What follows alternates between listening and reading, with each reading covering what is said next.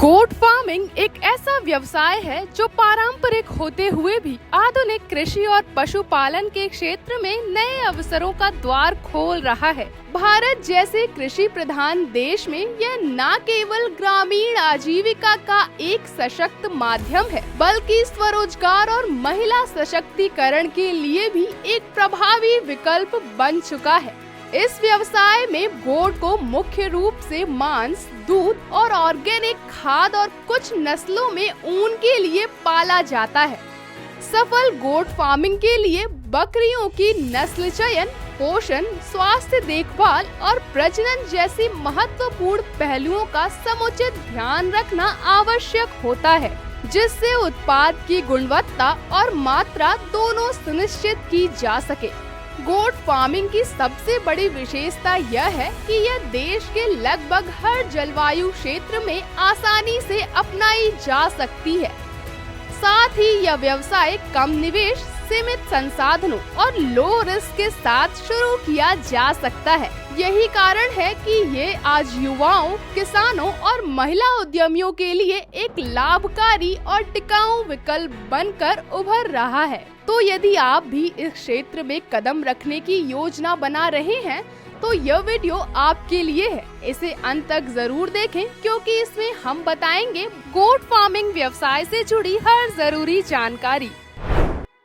Raw materials.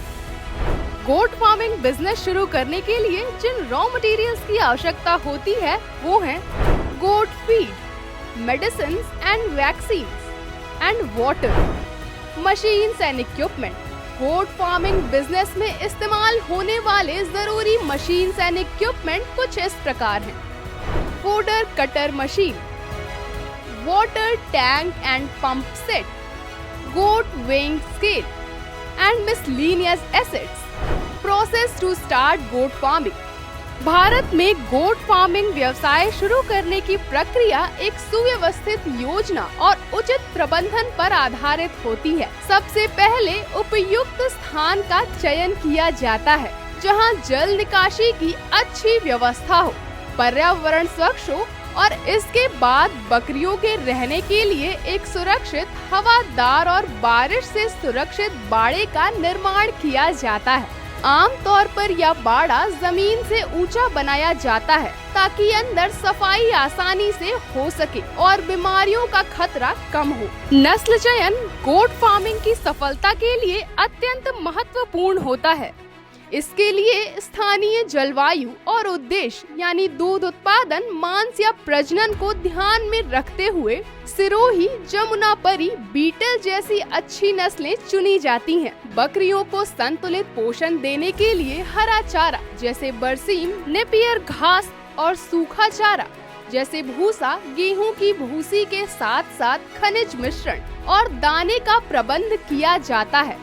इसके साथ ही साफ पानी की निरंतर उपलब्धता सुनिश्चित की जाती है।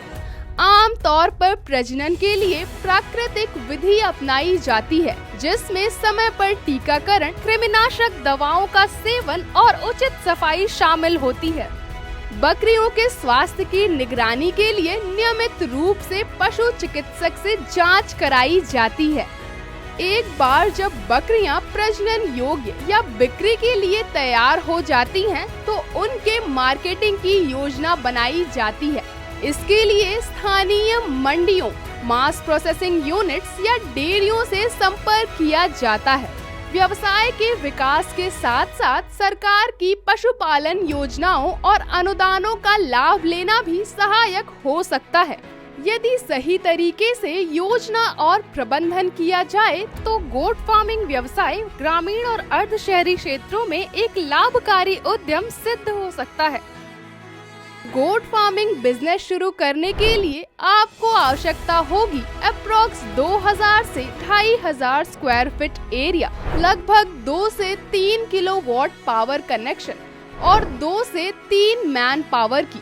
वहीं फाइनेंशियल्स की बात करें तो आप इस बिजनेस को प्रारंभिक स्तर पर अप्रोक्स 4 से 5 लाख तक के निवेश के साथ शुरू कर सकते हैं और 20 से 25% तक का प्रॉफिट अर्न कर सकते हैं।